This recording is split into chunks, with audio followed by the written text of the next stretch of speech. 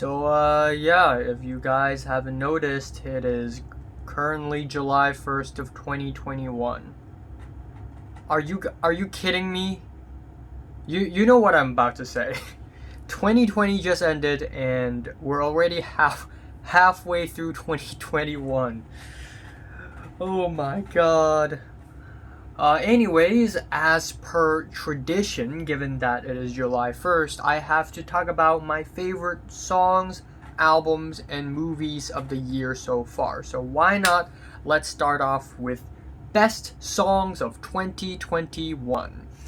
Yeah, there are so many great songs in 2021. It's actually amazing. So I have 42 songs here listed, actually 43. And all 43 of these songs are great in my opinion and are eligible for my best songs of the year list. So starting off, we have Armand Hammer and the Alchemist with Sir Benni Miles. I just love this intro track. It's so mysterious. At 42, it is The Armed with an Iteration. At 41, it is the latest My Little Airport song. Finally, a track from Hong Kong that featured on this list. And this one is 只因講了出來, which means only because it's said. It is a really beautiful, soft, comfy ballad. At number 40, it is Weezer with Aloo, Gobi. At 39, it is SOPHIE with Unisil, rest in peace. At 38, it is slowthai with Vex. This ended up being my favorite slowthai song off of his latest album. It just slaps. I love the spacey beat of the thing. At 37, gotta shout out to Laferte with Canción Feliz, which of course is a very happy song. Why else would you think it's not?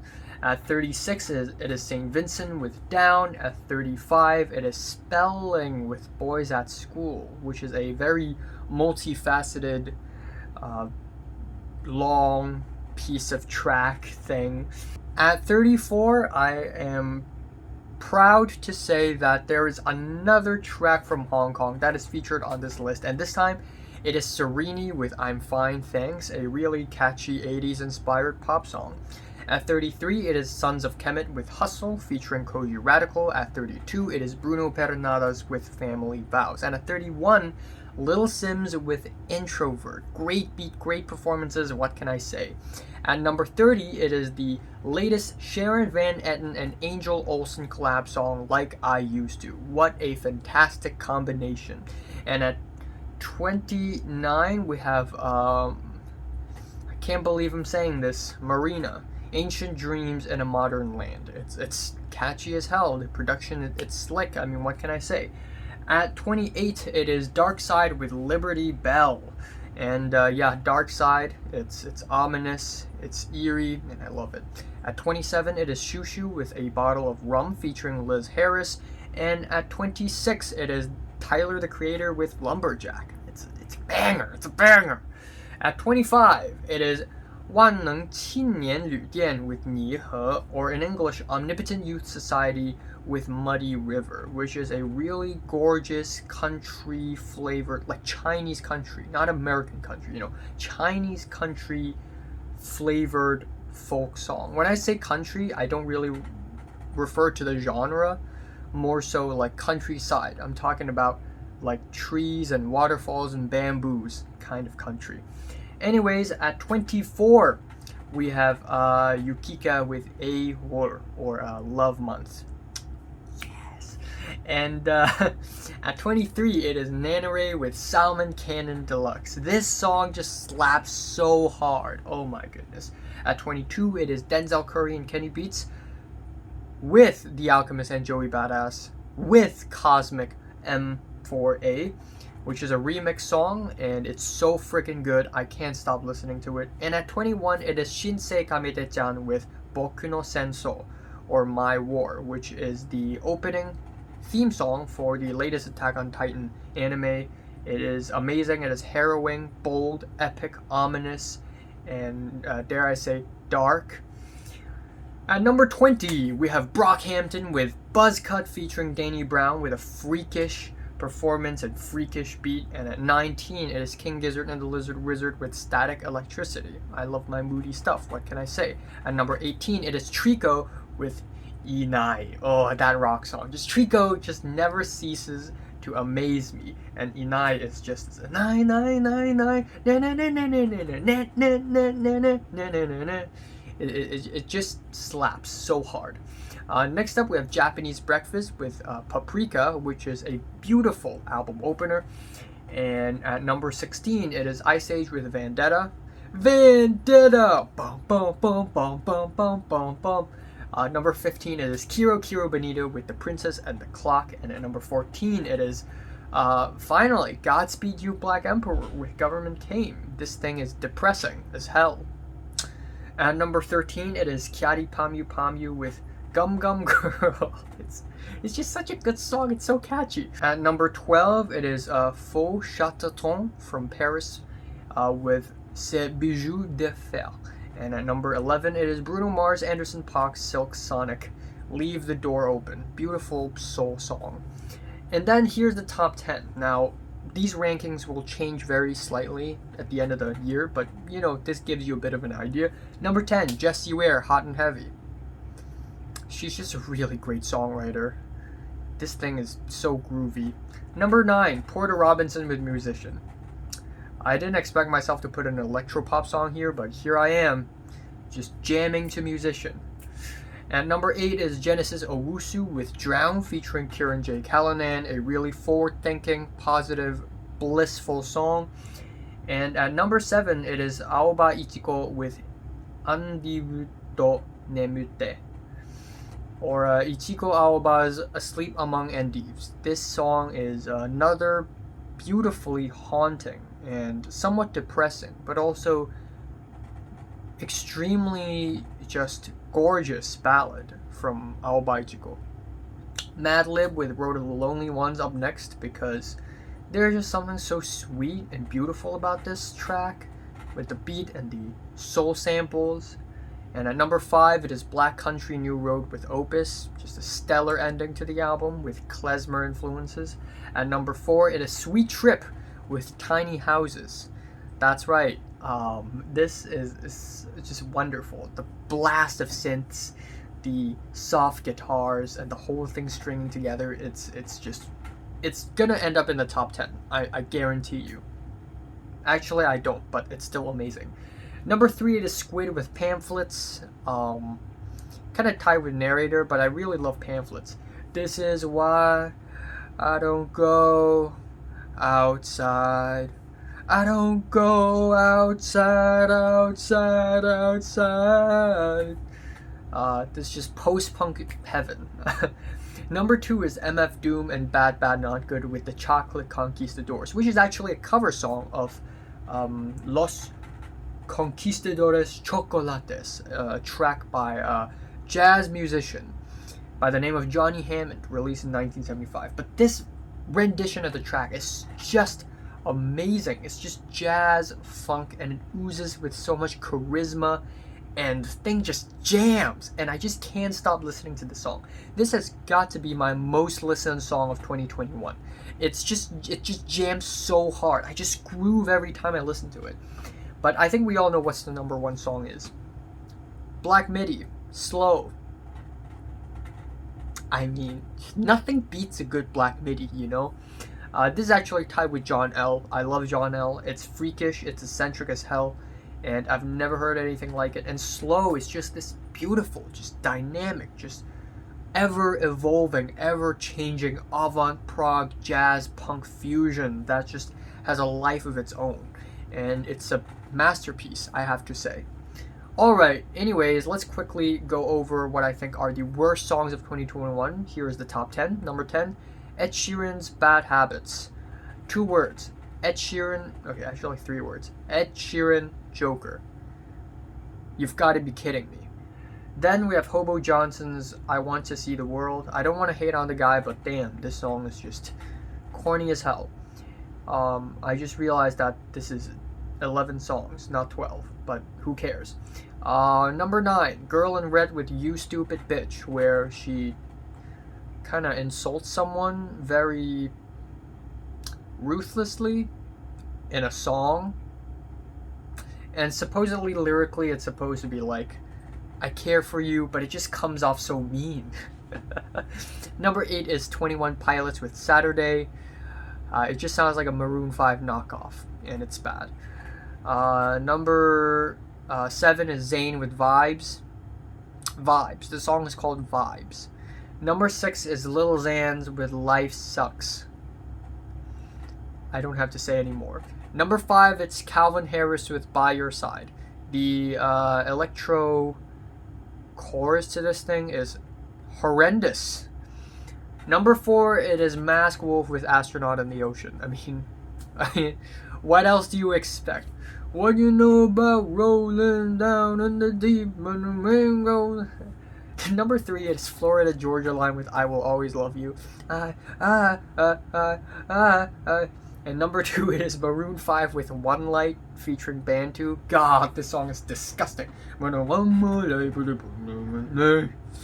And I think everybody knows what's my number 1 least favorite song of the year. It's so bad, everyone's laughing at it. It's Dream's Mask song. Now, I'm not a Dream stan, neither am I a Dream hater. I look at him neutrally. But wow, this song is hot garbage. The vocals, the mixing, he's just talk singing over this lame, plain, just paper beat and instrumental. It's just terrible. And the lyrics, it's laughable. Like, I'm failing all my classes, now they think I need glasses. Really? And also normal pills. The music video is horrendous. It looks soggy as hell. So, yeah. Anyways, my favorite music video of the year is Black Midi's John L. That's a given. Now we have to go to my favorite albums of the year. Okay, so top 35 albums of the year so far. Number 35, Mon Laferte with Seis. It's not that bad, but I wouldn't say it's great. But shout out to Mon Laferte. 34, Slowthai with Tyrone. 33, Ote Oni with Ming Ming. 32, it is Jeff Rosenstock's ska version of his album No Dream, Ska Dream. And at 31, it is St. Vincent with Daddy Home. At number 30, it is Floating Points for Pharoah Sanders and the London Symphony Orchestra with Promises, which in concept is a brilliant album. It just has a really slow start for me. And at 29, it is Sweet Trips with Tiny House. Sweet Trip with A Tiny House and Secret Speeches, Polar Equals. They're back, and their album is pretty damn good. 28, it is The Armed with Ultra Pop. Actually, I may switch Sweet Trip and The Armed spot, but you know, it's somewhat of the same. 27, it is Sons of Kemet with Black to the Future. 26, it is Shame with Drunk Tank Pink. 25, Pakistani from New York now, Aruj Aftab, Vulture Prince. And at 24, it is Armand Hammer and the Alchemist with Haram, which is a very ominous abstract rap album. 23, it is Brockhampton with Roadrunner, New Light, New Machine, back with another batch of really well-written pop rap songs. At 22, it is Bruno Pernadas with Private Reasons, and at 21, it is Xiu Xiu with Oh No. At number 20, it is Black Dresses with Forever in Your Heart. And at number 19, it is Nubian Twist with Freedom Fables. And at number 18, it is Nick Cave and Warren Ellis with Carnage, which is really poetic and beautiful. And at number 22, it is the Italian death metal band Ad Nauseum with Imperceptible Impulse. And at number, what's that again? I lost track of count. I think that's 16. And number 16 is Japanese Breakfast with Jubilee. Just a really sweet, blissful, well-written indie pop song. Definitely one of my favorites of the year so far. Number 15, another abstract rap album. Amazing collaboration, lots of chemistry. Moore Mother and Billy Woods Brass. At number 14, it is the emotional and dramatic Panopticon with And Again Into Light. And at number 13, it is one of the most underrated and overlooked albums of the year. Oh my god.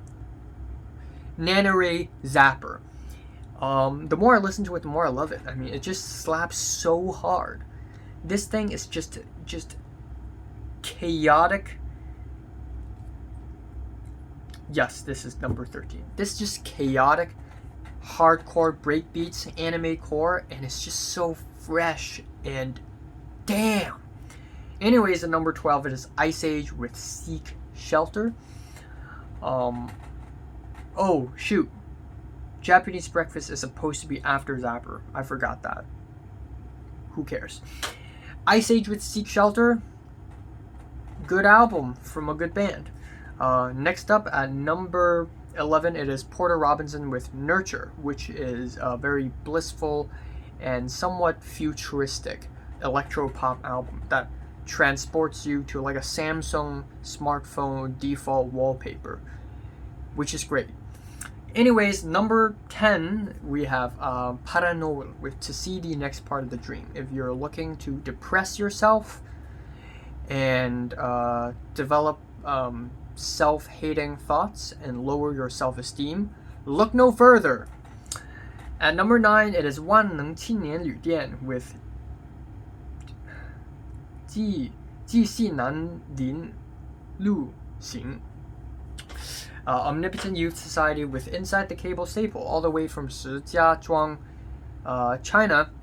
We have this band, and despite my political opinions and all that, it's a really great album, I have to admit. It's just beautiful country, Chinese countryside kind of album.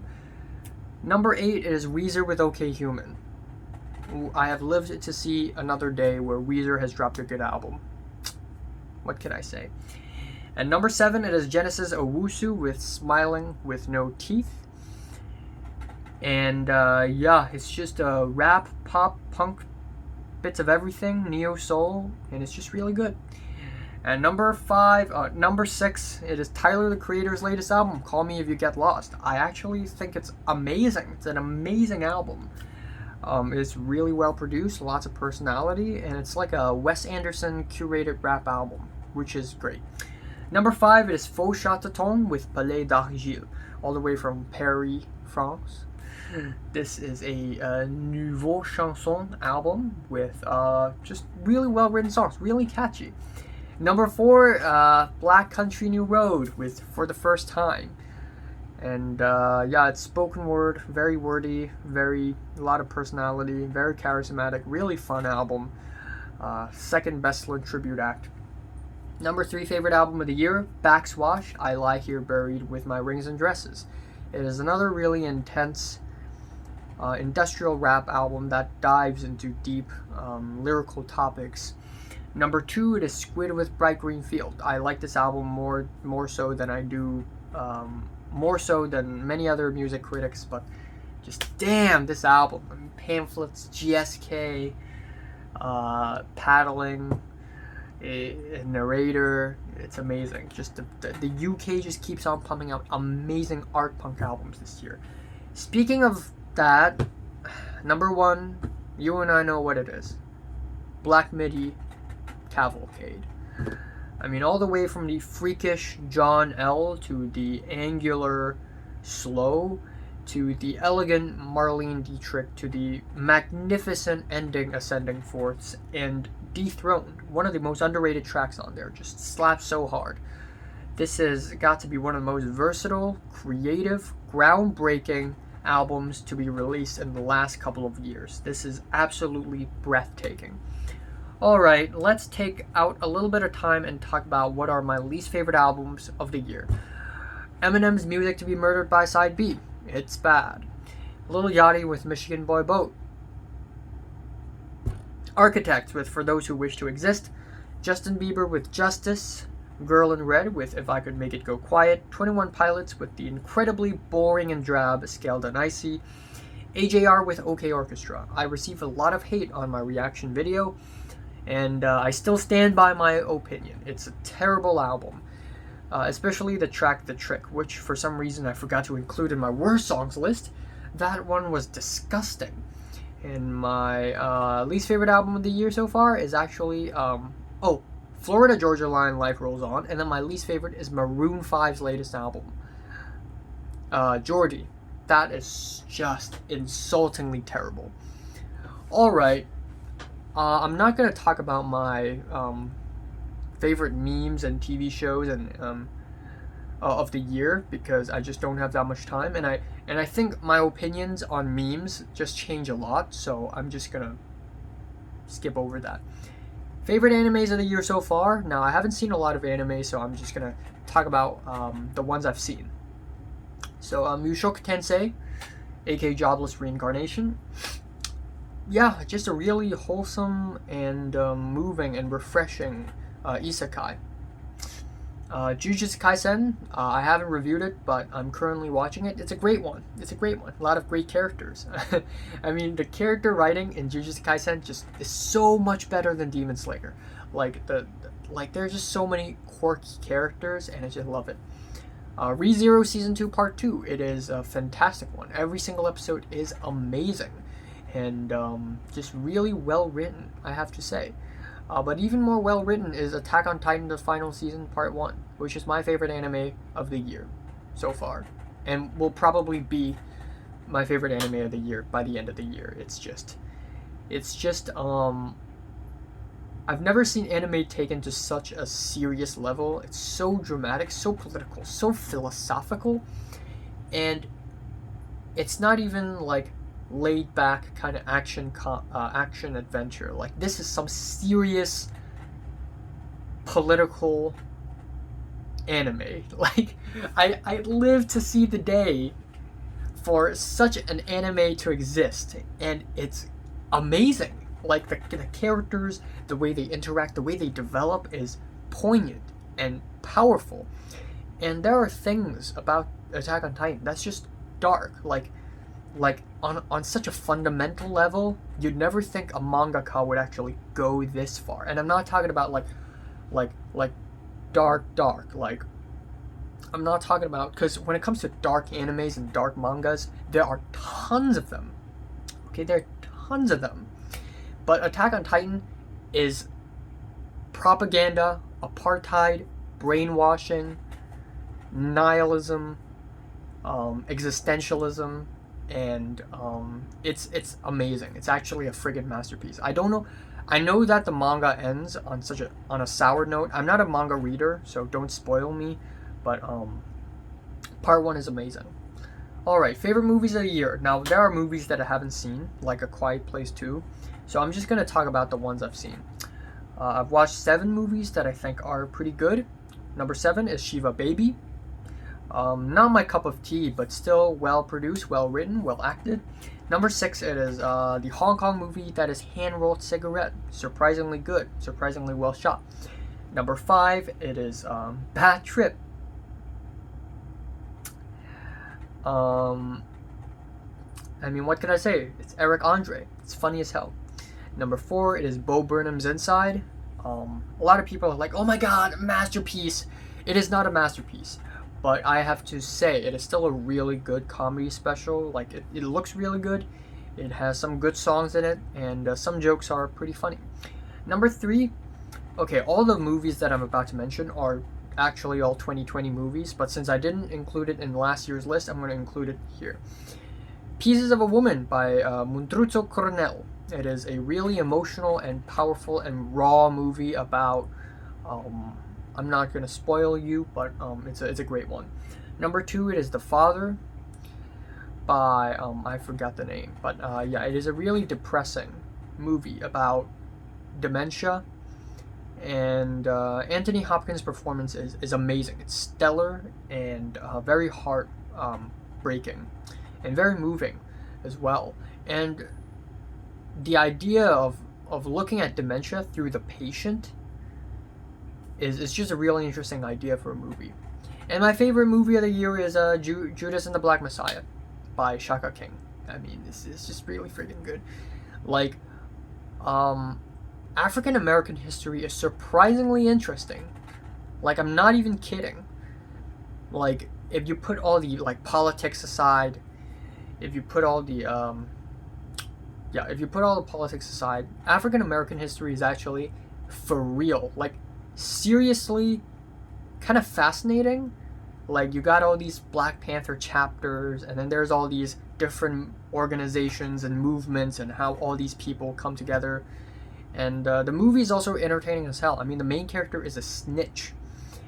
And it has its emotional moments, it has its funny moments, and I love this movie. It is really well shot, really well edited, great sense of flow, great sense of direction, and really rewatchable, I have to say. So least favorite movies of the year? Music. It's bad. I'm just gonna leave it at that. What are your favorite songs and albums and movies of the year? Comments below, let me know, and thanks for watching.